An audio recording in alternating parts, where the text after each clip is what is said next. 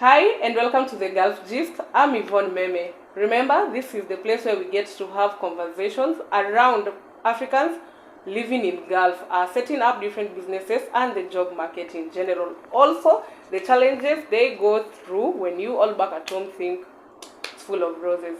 Remember, we are here in Egypt. That's our Gulf country. And today, on this episode, I'm privileged to have a very good friend of mine who's a makeup artist. As you can see, she has done my makeup for today. She does my makeup every other time. She's also a salonist and she's also doing the housekeeping and babysitting job. We'll get to know how she multitasks this. Remember, before we start, go there, hit the subscription box. Remember to like, share, and comment as well. Without further ado, allow me to welcome a beautiful guest on stage here. Thank you. Hi. Well, how are you? I'm good. I'm happy to have you today. I'm happy to see you. So, please introduce yourself. Hi guys, I'm Vallerian. That's my name. I'm a mother of 2 and also a widow. Yeah, and I'm here today to share some of the experiences that I've gone through in Egypt. Welcome so much. We're proud to have you here. So what do you do here? You're one of the people who does the most. Let's tell you that this girl, guys, she's doing a lot. She's doing like literally everything. So tell us how you do and how you manage this. Okay. One, I do a cleaning job that is part-time. I call it as my part-time job because I'm also a hairdresser. I am a makeup artist. And I also cook chapatis for my people. Yeah. You know, our people from Kenya, they love chapatis so much. And maybe you find out that they don't have someone to cook for them when they have an event. Or maybe you have something you're doing, you have visitors. So they request me to cook for them. So that is what I do. Yeah. So as you can see, guys, you know, definitely I'm going to be eating chapatis today. Definitely. Yeah, definitely. So welcome. This is the place where I've just decided to bring this opportunity to people to come and share their experiences. Okay. So if I may just ask you, Val, when did you come to Egypt? I came to Egypt on November. It was November 30th last year. Yes. Oh, so you're almost 1 year. Yeah, I'm making 1 year soon. Yeah, by the end of this month, I'll be 1 year in Egypt. Yeah. Oh, that's nice. So if I may ask, what were some of the expectations you had before coming here? Oh my God, I had a lot, a very huge expectations because of how I was told how Egypt is, how there is more money in Egypt and all that. Oh. And before I came here, I had an option of going somewhere else. I had an option of going to Saudi. But according to how I weighed, I thought maybe coming to Egypt will be a better option because I was told here in Egypt you don't work in contract when you go to work, and maybe you have a misunderstanding with your boss, you can quit the job and come back home and look for another job. And like in Lebanon and Saudi, when you go to a contract until the contract is done, that is when you can leave the house. So I decided, okay, since I've never been outside my country, it will be a good experience coming to Egypt. Yeah. So you're fascinated by the things that you were told yes. that there's no contract. So you didn't consider other things. You just got fascinated by the first experience. Yeah. And literally having said that, do you think your expectations were met or you were disappointed? 50-50, I may say. It's 50-50 because when I was coming here, I was being told that when you come to Egypt, they pay around 45,000 Kenyan shilling to 50,000. Yeah. There is no, they used to tell me it's the rosy part of all. The rosy part of it. I think it's one that collapsed my mind, and I decided, okay, let me go to Egypt. I had big plans. So when I go to Egypt, I'll be earning 45,000. I can use 15,000 and save the 30,000 and all that, because there is no way I can use more than 15,000 a month and I'm not home. You know, maybe like if I'm paying the school fees for my kids, it's around 10,000, and I will not be paying school fees every month. I can be settling the school fees for a whole term at once. Yeah. Anyway, since all that happened, your disappointments, but you still came. So what should you say? Like, how have you learned? Like, how is the experience so far living here? Like, have you gained something or still? Number one, I have gained experience. True. I've learned how to live with Arabs and living in a different country, living in a foreign land, because since I was born, I've never gone out of my country, out of Kenya, that is. So coming here, I have learned a lot, because you learn how to interact with different people, you know. Here there is a lot of people, there is a lot of foreigners from different countries, that, like there is Nigerians, there is Guineas, there is Ethiopians, there is, I think it's all over the world. They are here. So you get to interact with them and get to learn new things day by day. Oh, that's and since you have told us like how you're doing a lot, like you're doing the most, like how do you manage, like on my first video I shared the people who do stay outs, and like maybe you can just tell us like how is your normal day like? Okay, I usually wake up by 7:30. I go to work. I'm supposed to be at work by 9:30. Then I get ready. I start working by 10. So I'm supposed to work for at least 5 hours. So from 10, 11, 12, that is 1, 2, 3. I'm supposed to leave by 3:30 or 4:30. And when I come home, mostly I have clients. I usually have clients who is waiting for me, because I have to schedule my day.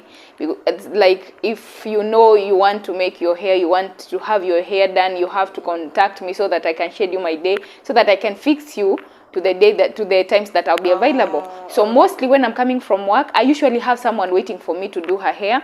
So I leave work at 3:30 to 4. I get home by 5. I rest for 30 minutes. Then the client comes in. I do her hair for like at least 2 hours, 2 to 3 hours. Then from there, maybe I have another client the following day in the morning. So I usually sleep at around 12 midnight or 1, and wake up very early. Maybe when I have a client, I have to wake up by 5. I have to do her hair before I go back to work again. Oh, okay. And there's always this thing of from back home now. People from back home have a lot of expectations toward people who are working in Gulf. And so I'd like to ask you, like, what are some of the expectations that people have about you since you're in Gulf that you wish they did not have at all? Watu wa nyumbani, people who are in Kenya, mostly my people. If you have someone working in Gulf, please stop expecting much from them, because you don't know what we go through here. You cannot even understand what we are trying to manage, because the salary we are getting, it might be more or less according to the country you are working from. But like right now in Egypt, the salary is very little, because the dollar rate is very high. For me, when I came, I heard people saying, oh, dollar imepanda, and I was like, why are these people sad? Wakati dollar iko juu. I thought maybe that is when the money is supposed to be more. I didn't understand that when the dollar is high, the currency goes low. You see, like for us, we are paid in Egyptian pounds. True. For you to send the money home, you have to exchange it into dollar, then to Kenyan shilling, because you cannot exchange it from Egyptian pound direct to Kenyan shilling. You have to exchange it through dollar, then to Kenyan shilling. So you find out when the dollar is high, we get affected. Mostly we get affected because the currency, the Egyptian pounds currency is very, very low. For now, it's meaningless. For us, it's meaningless. And you find out that the employees, they don't want to add salary to us, because they are also saying when we are affected, they are also affected, because we are living in one country and same country and the same, like everything.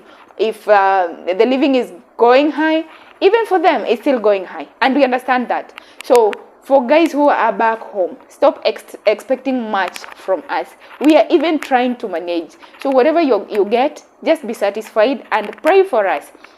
Like, I had someone told me that when you have someone working outside Kenya, even when ukisikia tu kahoma, unaweza shika mayai ukauze, but because you have someone working in Gulf, unachukwanga tu simu. Siski vizuri, it's a flu. Unaweza uza mayai uende ununue Panadol na painkiller and you're good to go, but because there is someone working outside the country, you have to call him or her so that he can send you money. My friend, try to manage what you have, unless it's like you cannot manage it yourself. It's true. You see, Yeah. if it's beyond what you can do, then call us, so that we can chip in. Yeah. Well, having said that, by the way, guys, there's an episode that is loading where we'll be just talking about finances. Like the questions you guys have been asking about finances, like, hey, why you people in Gulf don't like sending money home? Oh, you guys are stingy. And there's this always question of how do people invest? Like maybe you are working here and then you send your money home and then it gets lost on the way. Val will be coming here for the second time to share. We'll be having this conversation about money. Please, guys, subscribe, stay tuned so that when we post, you'll be able to get the notification. We're preparing a very nice episode. It will be only about finances because it's a very broad topic. We tried to squeeze it in our show, but we realized it will be so difficult. So stay tuned. We'll be talking about, and please remember to send in your questions about what you'd like to hear from us, and your comments as well. They'll be appreciated. Okay, Val, since in the beginning you said you had an option to go to another country, but you still came here. There's somebody who's there at home, maybe in Kenya or in another country, who wants maybe to come here to Egypt. What advice will you give them? Or maybe there's a person who's there who wants to go to another country, maybe not Egypt, but to another country. What advice will you give them, like in terms of maybe work experience, maybe how to relate with people? What advice will you give to the people who want to go to Gulf, who have not yet gone to Gulf, or they're just new, they've never gone there? Okay. For one, what I would like to you guys to know is, if you're planning to come to Egypt and someone is paying for your everything, like your visa, maybe you don't have a passport, he will help you, the person will help you get the passport. You don't have a good conduct, you don't have a yellow fever card, you have to be injected and get the yellow fever card, he will still pay for your visa and your ticket. My friend, don't come to Egypt. Honestly, don't come to Egypt. But if you can pay for yourself, like you don't have to be paid, like you can manage to pay for your things, everything, and come, maybe you have someone who can host you here, the better. But if you don't have anything for yourself, you're depending on that person. My friend, if you have an option of going to another country, please go. Don't come to Egypt, because you will find out that the person that is paying for your everything, she'll use 150,000. But when you come here, my friend, the case will be different.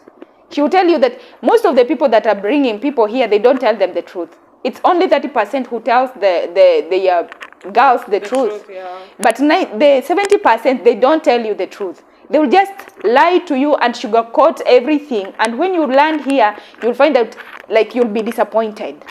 You find out that maybe she has used 150,000 or 200,000, and you'll have to pay her 400,000.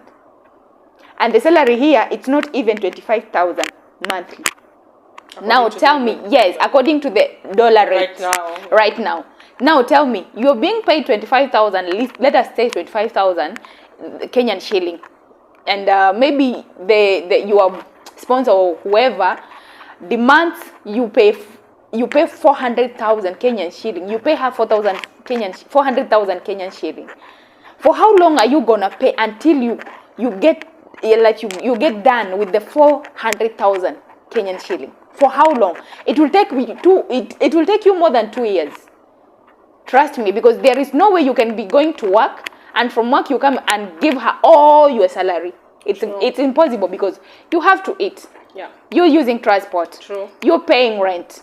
You have other needs that needs money.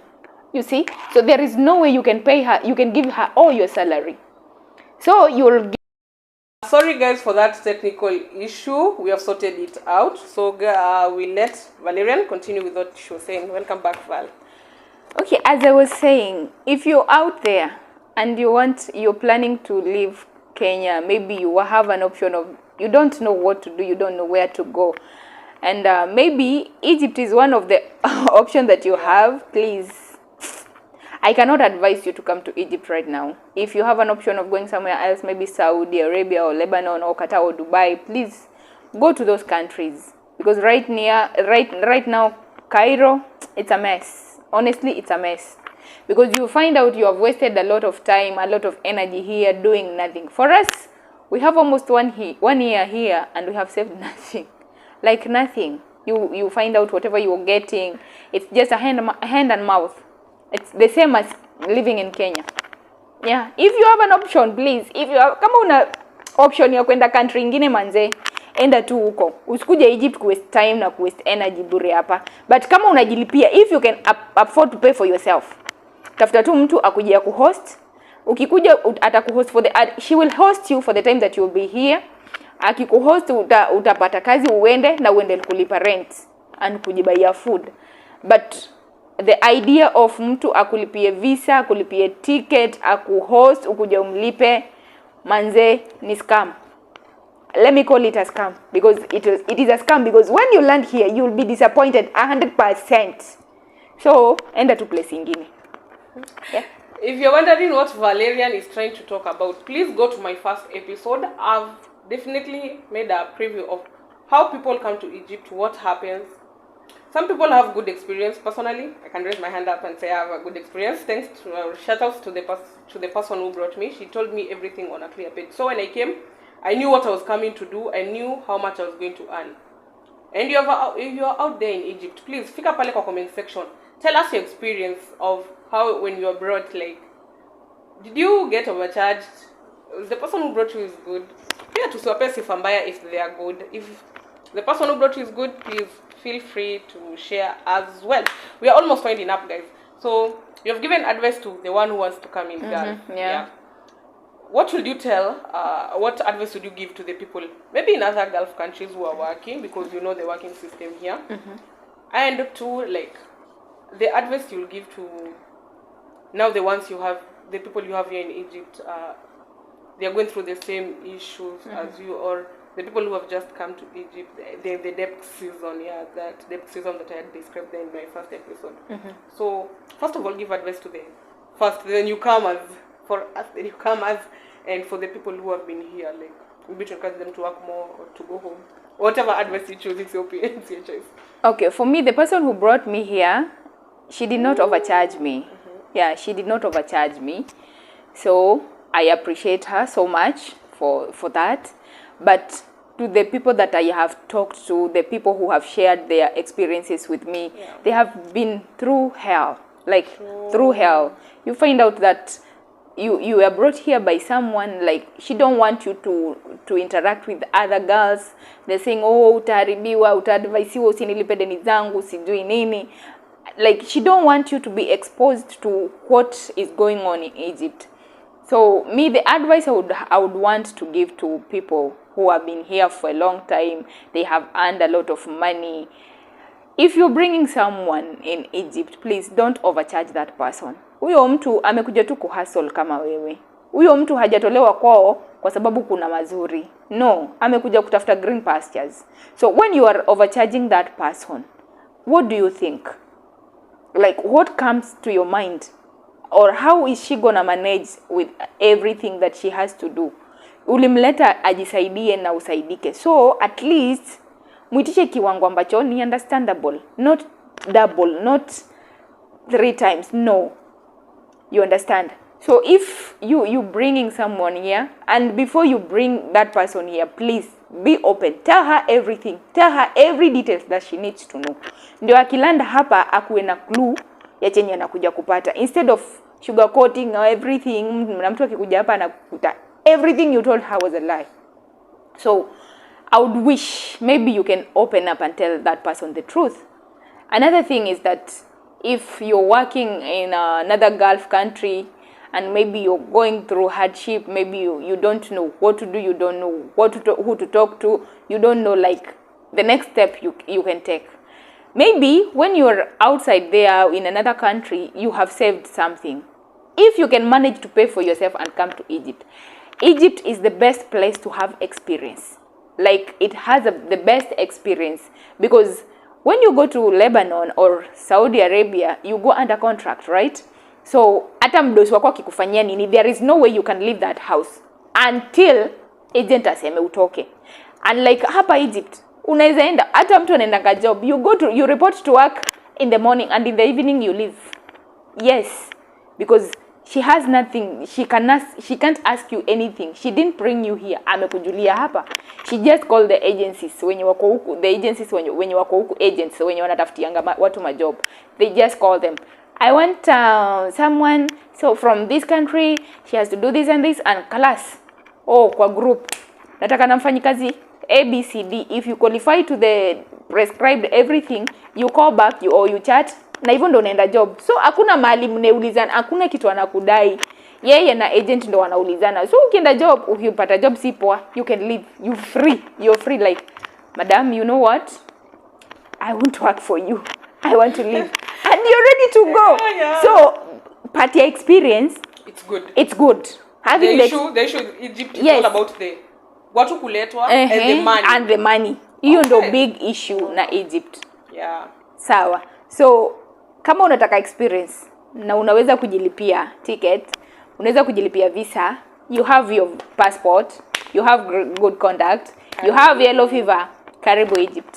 Okay, and before we wind up, what are some of the things will you find like a culture shock for you? Like some of the things that were done, maybe you've never seen them home that they are done here, or what was that culture shock period for you, or that culture shock experience for you? Manze, racism here in Egypt. Ui, kuna vitu nimeona huku sijaiona Kenya. Like I can't go out dressed like this. Because I'll be a cinema everywhere, nitapita macho yatakuwa kwangu. And I wonder, I'm not dressed bad. I've covered, dress yangu ni refu, imepita magoti, but I cannot walk outside like this, you know. And you find out ukitembea hata kuna vijana wadogo, they want to spank you, they want to touch your boobs, and you're like, why? Irritated. Yeah, you're irritated because why? I'm not naked. No, I'm dressed up. They always say that like, they want people to, you know, us, I told you in the first video, we are allowed to wear like as we feel, but you find yourself wearing that, but now you get harassed because as we feel like we are good to go, but for them they feel like when you are now in their outfit, like the boy outfit, I don't know what it's called in English. Yeah. That's when they feel like they should respect you. Otherwise, wearing like this, when you wear your jeans, they keep on touching you. Small, very young. They are very young by the way. Very small boys. They are not even young. They are small boys. Maybe some are even our sons. Oh my God. Yes, but they can harass you. They can harass you. So there is an experience that I went through in my previous work where I was working, and I've never seen a woman who is a racist. My madam Manze, she was something else. She couldn't touch anything that I have touched. Be it a spoon, be it a plate, be it a broom, be it anything. As long as nimeguza na mkono wangu, she cannot dare touch it. Yes. For instance, maybe we are serving food. I have to set the table like you put the plate, a fork, a knife for her, for the baby, and for the mister. For the mister and kid, they are okay. But for the madam, she will not use any of the things that I put for her. Yes. Yes. Mi ndo nimeziweka kwa dishwasher. Mi ndo nimezitoa nikaziweka zikakauka nikaziweka kwa kabati, but since hiyo process ya kutoa kwa dishwasher na kuweka kwa kabati imepita, I'm not allowed to touch any of her things. Because I'm black. Oh my God. You can imagine me, someone calling me black, eh? Ebu niangalie vizuri. Niangalie vizuri, someone calling me black. Imagine. Yes, like and it made you feel very bad. Very bad. Maybe for instance you touch this cup. Kwa kabati we usually put cups like this. Ukiguza kikombe chake hivi, she will not use it. Atakwambia urudishe kwa dishwasher. I've never seen that in my country. I've never even experienced. Oh, welcome back guys. Sorry, we're experiencing a little bit of technical issues, but we'll get through over it, don't worry. So we are almost winding up our show. Val has given us some great advice that we should follow. It's a little bit bitter, and but it's so open. I didn't even expect that she'll say it openly. I've been scared of saying it openly, but she has said it, and that's a good thing. And that's her opinion as well. It's not everyone's opinion, so people will come here and share different opinions, guys. So chill out for more content. And before we finish, Val, here at the Gulf Gist, I always say one thing. Gulf Gist is like home away from home. Yeah. So do you think for you Egypt is home away from home? For me, I can say yes, because I don't work as a stay-in. I go to work and come back home every day. I can eat what I want. I can do anything I want. But for the people who works as stay in, it's a bit difficult for them because they have to eat whatever madams wants in her house. So for me, I have the freedom. So I can. Sorry guys, we are having technical issues, but don't worry, I'll sort them out. So we've come to the last part of the show, and before we leave, Val, please give your social media handles where people can catch up with you.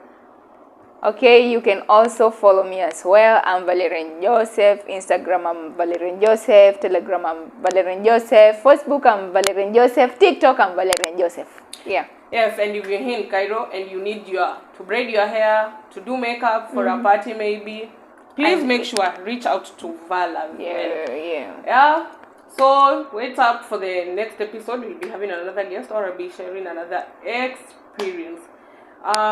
Remember to subscribe, like, share, and comment on the video. Follow me on Instagram at Yvonne Meme and on TikTok at Yvonne Meme as well. This has been a good conversation, hearing from my opinion. If you have a different opinion, please feel free, end up in the comment section, write your opinion. And if there is anything you want to know more about Egypt, or like to share your experience from about your country, feel free, end up in the comment section, or reach me on Instagram and TikTok. It has been a nice episode. I enjoyed it. I've loved it. The openness from Vallerian is just incredible. So thanks guys for being here. I love you. Watch out next as we tag along, as we break down another Gulf experience here on Gulf Gist, where we say home away from home. Bye bye guys.